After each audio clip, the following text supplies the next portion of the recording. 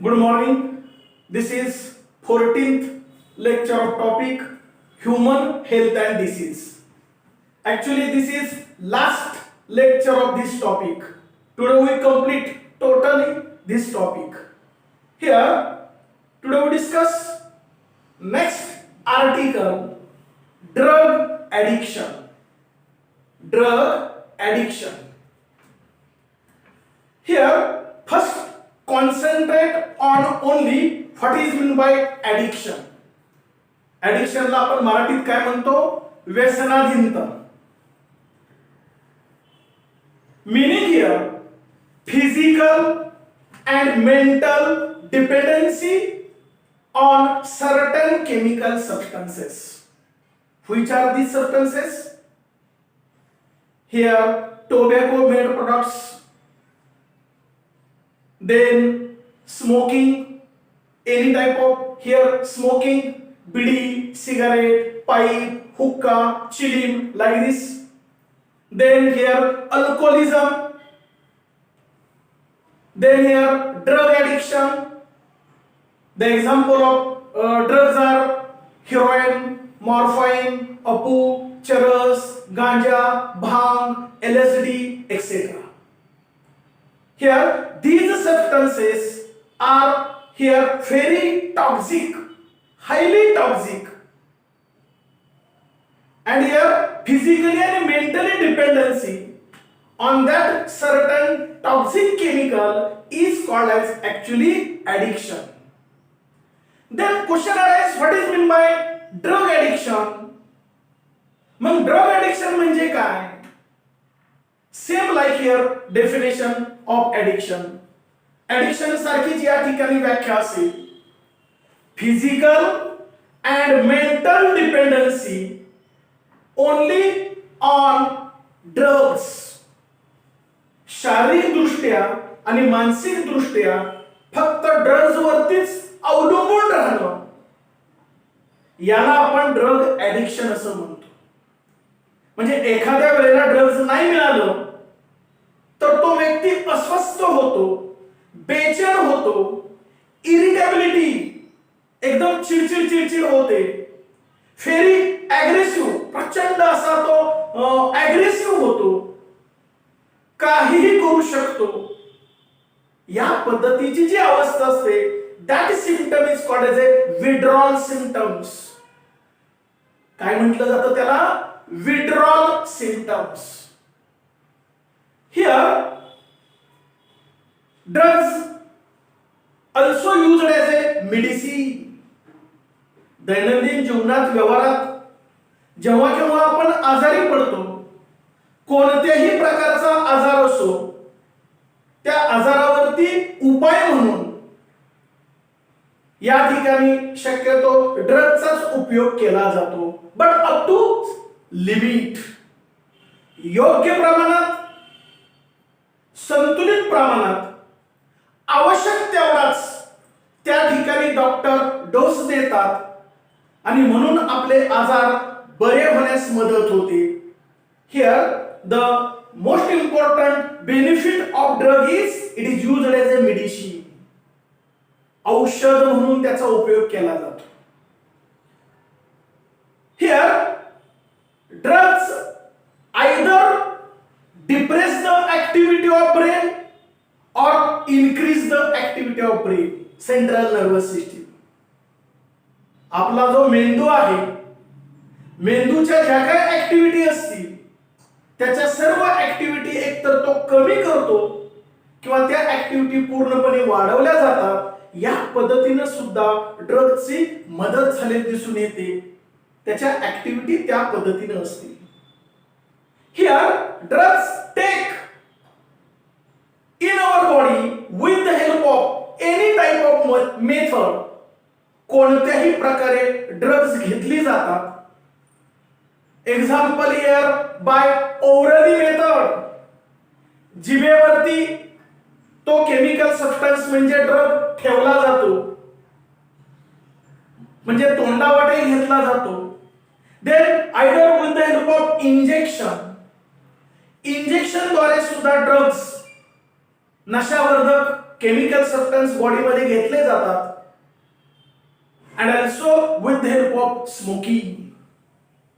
Smoking by cigarette और pipe हुक्का चिलीम याद्वारे सुद्धा या ठिकाणी चरस, गांजा, अफू या पद्धतीचे केमिकल सबस्टन्स म्हणजे ड्रग्ज घेतले जातात. वेगवेगळ्या पद्धती आहेत, वेगवेगळ्या मेथड्स आहेत आणि या पद्धतीनं शक्यतो ड्रग्जचं ऍडिक्शन होतं. It is very dangerous. तसं हे भयानक आहे. या ड्रगचा औषध म्हणून जरी उपयोग होत असला तरी सुद्धा विदाउट डॉक्टर प्रिस्क्रिप्शन, डॉक्टरांच्या प्रिस्क्रिप्शन शिवाय किंवा डॉक्टरांनी लेखी लिहून दिल्याशिवाय कोणतंही मेडिकल ड्रग्ज देत नाही. त्यांना तशी परवानगीच नाही. तसं जर देण्याचा प्रयत्न केला आणि लक्षात आलं तर त्यांचं मेडिकलचं लायसन्स सुद्धा कट केलं जातं, कॅन्सल केलं जातं. Because drugs are very dangerous to our body.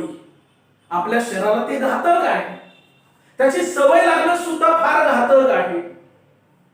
आपल्या रोजच्या दैनंदिन जीवनात व्यवहारामध्ये जर आपण थोडेफार आजारी पडतो, डोकं दुखतं, आपण स्वतःच ठरवतो की माझं जरा डोकं दुखतंय, अंग दुखतंय आणि मेडिकलमध्ये जातो आणि कॉम्बिफ्लॅन द्या किंवा अंग दुखतंय, चमकलंय, एखादं औषध द्या आणि स्वतःची स्वतः घेतो.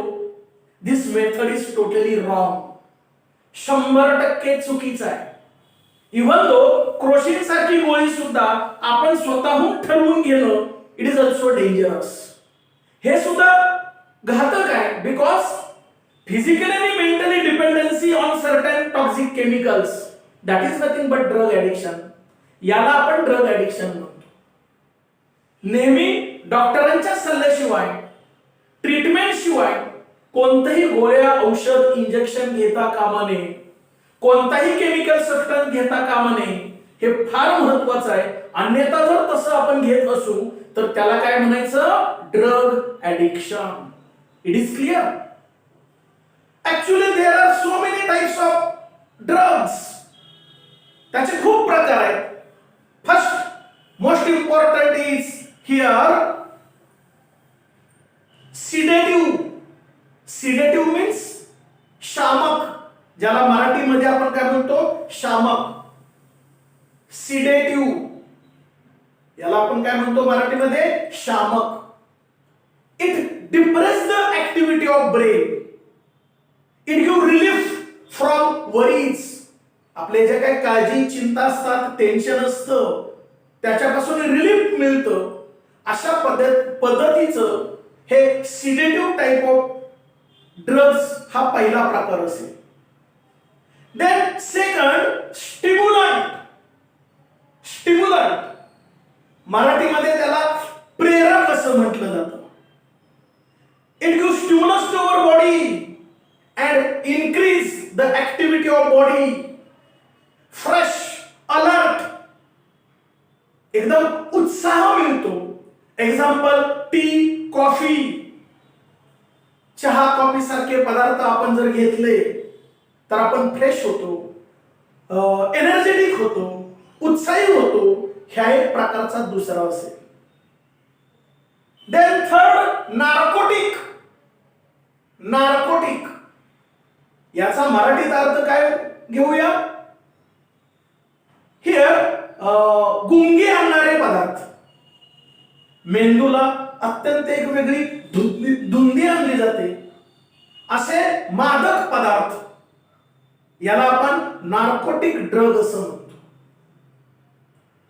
And then last hallucinogens. Hallucinogens याचा अर्थ भ्रम निर्माण करणारे ड्रग्स. भ्रम, भास आणि भ्रम. ड्युरिंग डे टाइम, दिवसा सुद्धा that person go into dream, म्हणजे दिवसा स्वप्न पाहणं, एक वेगळं अवस्थेत जाणं, या पद्धतीचं भास आणि भ्रम करतात. स्वतःच्या एक कल्पनेत जाणं, याला आपण भ्रम निर्माण करणारे ड्रग्ज असं म्हणतो. या पद्धतीचे प्रमुख 4-5 प्रकार आपल्याला असलेले दिसून येतील. बट इन युअर टेक्स्टबुक और syllabus there are 3 to 4 most important examples are there. तुमच्या टेक्स्टबुक मध्ये किंवा सिलेबस मध्ये महत्वाचे वेगळे 3-4 टाइप्स ज्याला आपण प्रकार म्हणूया ते घेतलेले आहेत. We see one by one, एक एक आपण समजून घेऊया. Here first about opioids. Opioids actually aphids is extracted from poppy plants.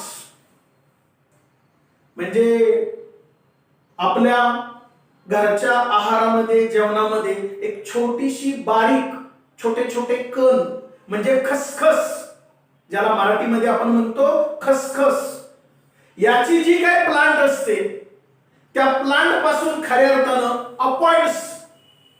Example heroin. Heroin म्हणजे it is a chemical toxic substance. Picture किंवा फिल्म मधली हिरोईन नाही, त्या अर्थानं अर्थ इथं अपेक्षित नाही. Heroin is a chemical toxic substance which is extracted from poppy plant. ज्याच्यापासून खसखस तयार केली जाते अशी ती plant. Actually it is used as a depressant. म्हणजे बॉडीतल्या ऍक्टिव्हिटी स्लो करायच्या. म्हणजे समजा बॉडी खूप दुखत असेल, वेदना होत असतील तर ते कमी केलं जातं. It is used as a depressant. या पद्धतीनं या अपॉइडची मदत झालेली दिसून येते. Then second cannabinoids. Cannabinoids. Actually these cannabinoids obtained from cannabis sativa. Cannabis sativa plant म्हणजे काय? ज्या ठिकाणी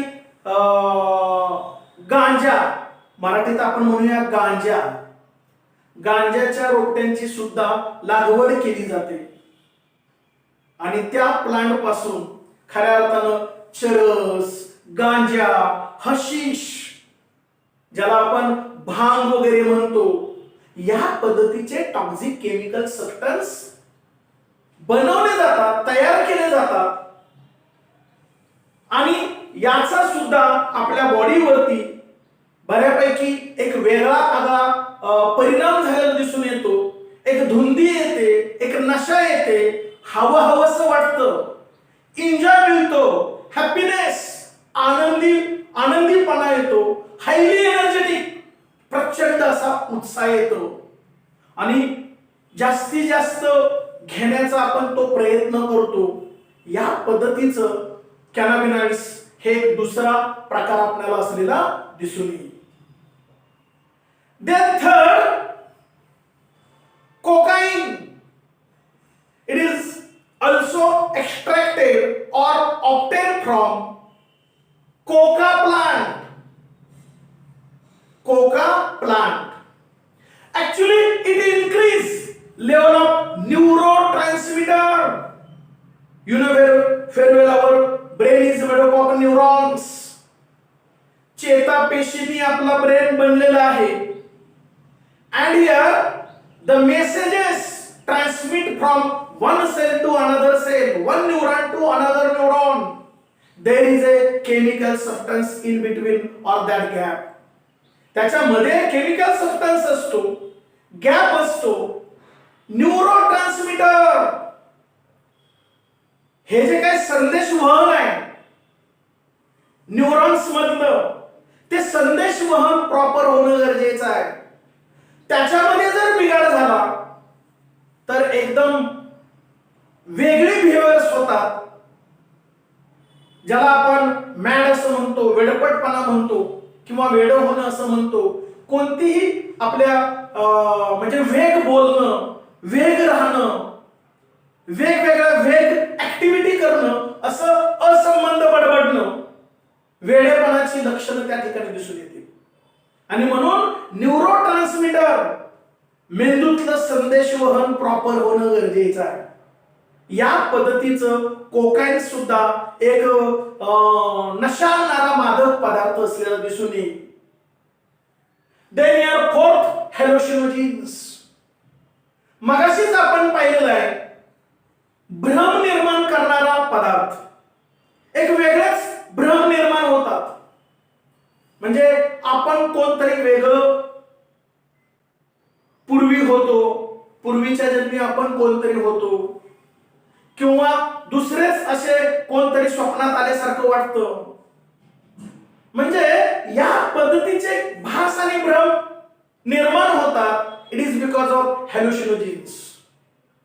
Such type of chemical substance or drug is obtained from also leaves of cannabis. कॅनॅबिसच्या लीव्स पासून, पानापासून या पद्धतीचं हॅलोसिनोजिन्स नावाचा पदार्थ किंवा ड्रग तयार केला जातो. Here it also altering mood बदलतो, थॉट्स विचार बदलतात, फिलिंग्स भावना सुद्धा बदलतात. Meaning here hallucinogens are useful for to alter mood, thoughts and feelings. या पद्धतीनं हे ड्रग्ज वेगवेगळ्या बॉडीतल्या ऍक्टिव्हिटीसाठी उपयोगात आणले जातात. तात्पुरतं छान वाटतं, खूप हवंसं वाटतं, बॉडीला एक वेगळा एन्जॉय मिळतो, आल्हाददायक वाटतं, स्वप्नात गेल्यासारखं वाटतं. जे भ्रम निर्माण होतात ते हवेसे वाटतात. बॉडीतल्या ज्या काही वेदना असतील त्या कमी होतात. अशा पद्धतीचं शक्यतो एक चांगल्या आणि वेगळ्या फिलिंग्स होतात. नंतर त्या हवेसे वाटतात आणि म्हणून या पदार्थांची सवय लागते. आणि या पदार्थांची सवय लागणं याचा अर्थच ड्रग ऍडिक्शन, म्हणजे त्याच्या आहारी जाणं. आणि मुळात हे घातक आहे. Because drugs are highly toxic chemical substance. अत्यंत विषारी पदार्थ आहेत की ज्याचा बॉडीवरती वेगवेगळ्या पद्धतीनं इफेक्ट होत असतो. So we discuss next point, effects. आपल्या बॉडीवरती कोणते इफेक्ट्स होतात? Here excess dose cause coma. यातला कोणताही प्रकारचा जर आपण ड्रग्ज जादा डोस घेतला, कारण हवंसं वाटतं आणि म्हणून आपण ते जास्त प्रमाणात घेतो, पुन्हा घेतो, then heavy dose cause coma. ती व्यक्ती बेशुद्ध पडते, त्याला कोणतीही अशी जाग राहत नाही. देन यार हार्ट अँड रिस्पिरेटरी फेल्युअर. हृदयामध्ये बिघाड निर्माण होतो, रिस्पिरेटरी ट्रॅक्ट मध्ये बिघाड निर्माण होतो, कमी जास्तपणा होतो, असमतोलपणा होतो. हे फार भयानक सिम्पटम किंवा इफेक्ट बॉडीवरती झालेलं दिसून येईल. The next isolation. अशी व्यक्ती शक्यतो एकटी राहते. बंदिस्त खोलीमध्ये एकट्याला झोपून राहायला आवडतं. म्हणजे नशा करायची, ड्रग्ज घ्यायचं आणि एकटं शांतपणे कोपऱ्यात कुठंतरी बसायचं, झोपायचं, एकटं राहायचं. आयसोलेशन असं त्याला म्हणायचं. Then next fatigue. त्याला असा शारीरिक मानसिक थकवा येतो. Then depression. काहीच कारण नसताना अशी व्यक्ती गिल्टी फील करत असते, त्यामुळे प्रत्येक गोष्टीमध्ये त्याला डिप्रेशन येतं.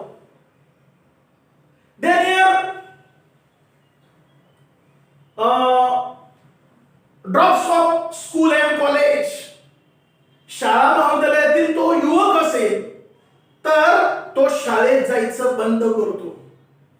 घरात सांगतो की मी शाळेत चाललोय, कॉलेजमध्ये चाललोय, पण कोणताही क्लास कॉलेजमधला असो किंवा शाळेतला असो असा मुलगा किंवा मुलगी स्कूल करत नाही, कॉलेज करत नाही, दुसरीकडेच कुठंतरी तशा पद्धतीची नशा करताना दिसून येतो.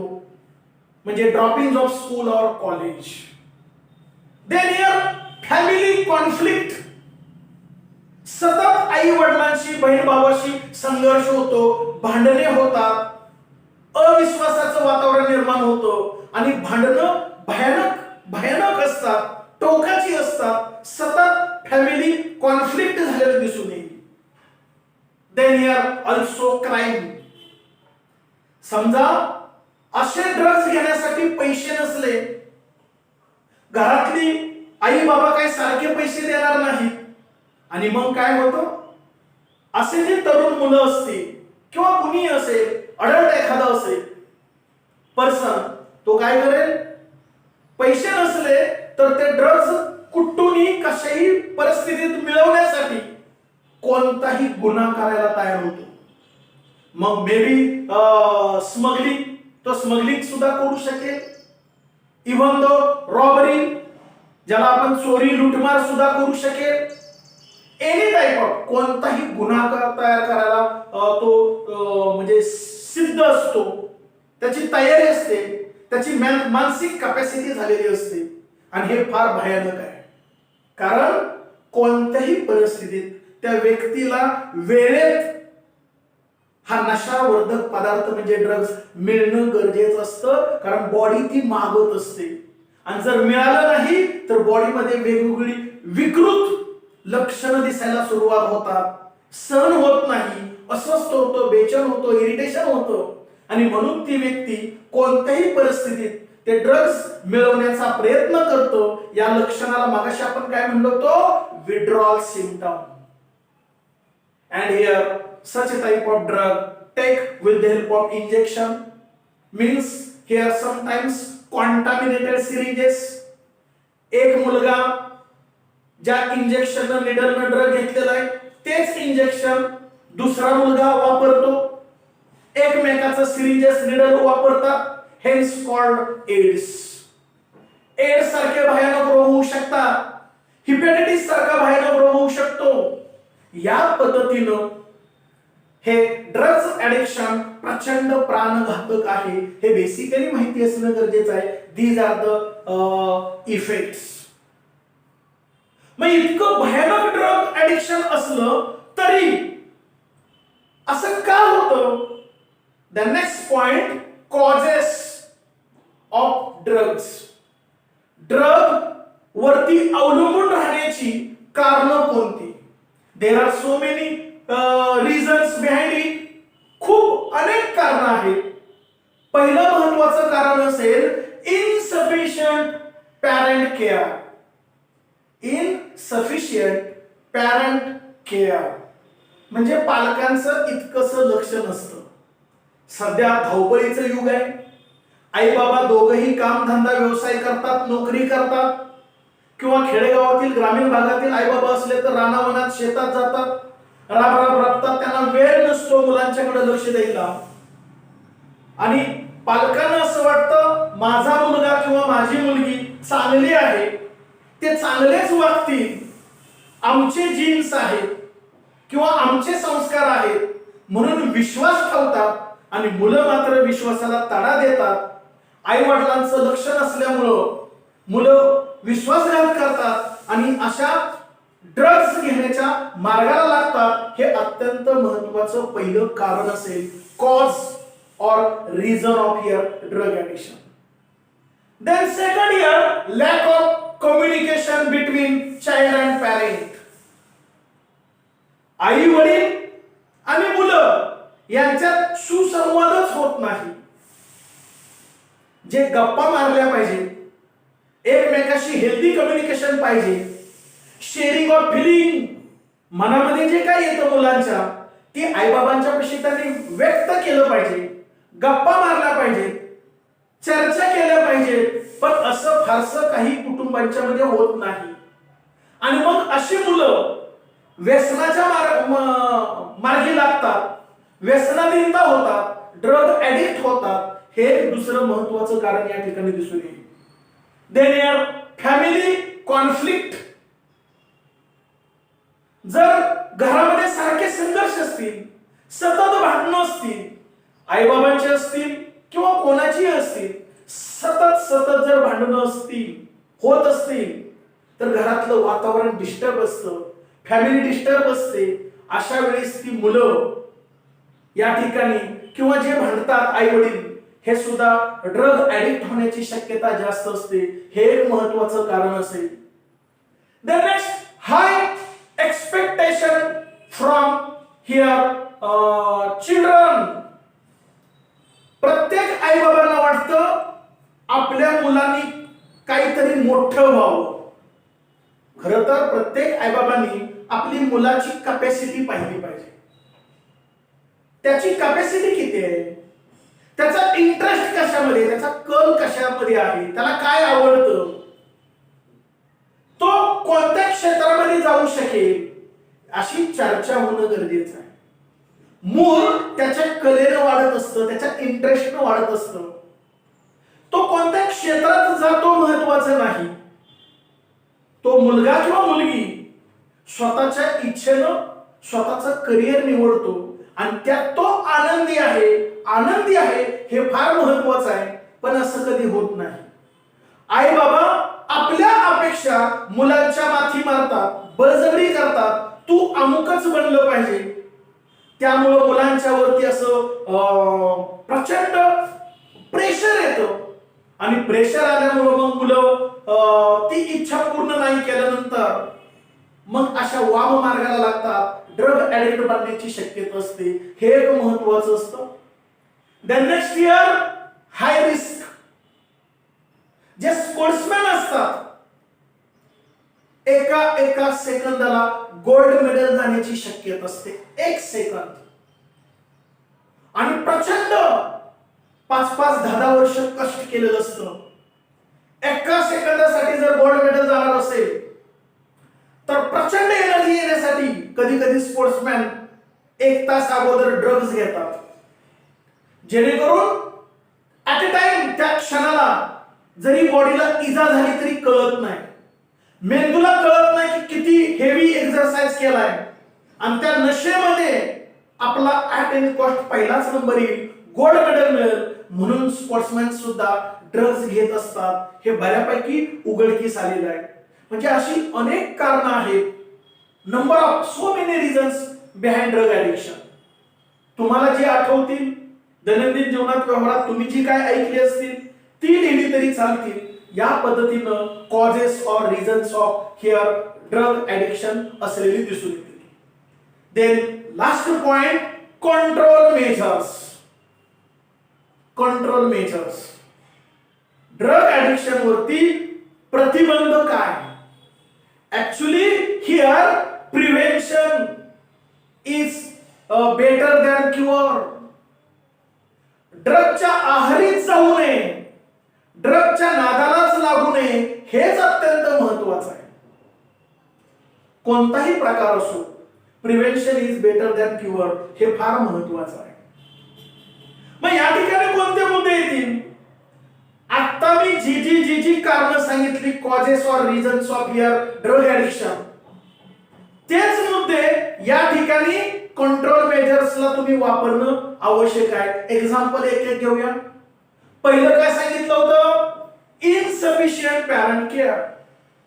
पालकांचं इतकं लक्ष नसतं. त्याच्या ऐवजी कंट्रोल मेजर मध्ये काय सांगणं गरजेचं आहे? Parent must be give time for child or children. स्वतःच्या मुलांना पालकांनी वेळ दिला पाहिजे, गप्पा मारल्या पाहिजे, चर्चा केलं पाहिजे, शेअरिंग ऑफ फिलिंग्स, एकमेकाच्या भावना एकमेकाशी व्यक्त केल्या पाहिजे. याचा अर्थ पालकांनी मुलांच्यावर लक्ष देणं गरजेचं आहे. हे पहिलं महत्वाचं आहे. Then avoid family conflict. घरामधले वादविवाद, संघर्ष आई बाबांनी किंवा सर्वांनीच टाळणं गरजेचं आहे. आनंदी राहायचं, एकमेकावरती विश्वास ठेवायचा, एकमेकाला जबाबदाऱ्या शेअरिंग करून घ्यायच्या. या पद्धतीची आनंदी हेल्दी वातावरण ठेवलं तर या पद्धतीचं होणार नाही. Avoid high expectation from children. मुलांच्याकडून अवास्तव पालकांनी मागणी करता कामा नये किंवा अपेक्षा ठेवता कामा नये. माझा मुलगा अमुकच बनला पाहिजे, अमुकच क्षेत्रामध्ये गेला पाहिजे, मुलगी अमुकच झाली पाहिजे, असं लादता कामा नये. त्यांना स्वप्न दाखवणं चांगली गोष्ट आहे, त्यासाठी प्रेरणा देणं चांगली गोष्ट आहे, प्रयत्न करणं चांगली गोष्ट आहे, पण भविष्यात ते स्वप्न जर सक्सेस नाही झालं तरी सुद्धा पालकांनी इतकं टोकाचं नाराज होता कामा नये. ठीक आहे, पुन्हा दुसरं क्षेत्र निवड, त्याच्यामध्ये करिअर कर, प्रयत्न केला ना चांगली गोष्ट आहे. या पद्धतीनं पालकांनी व्यवहार ठेवणं गरजेचं आहे, आनंदी वातावरण ठेवणं गरजेचं आहे. या पद्धतीचे control measure opposite to reasons or causes या ठिकाणी सांगणं गरजेचं आहे. या पद्धतीचं हे आजचं आर्टिकल होतं. I hope you understand about today's last article, drug addiction. Thank you.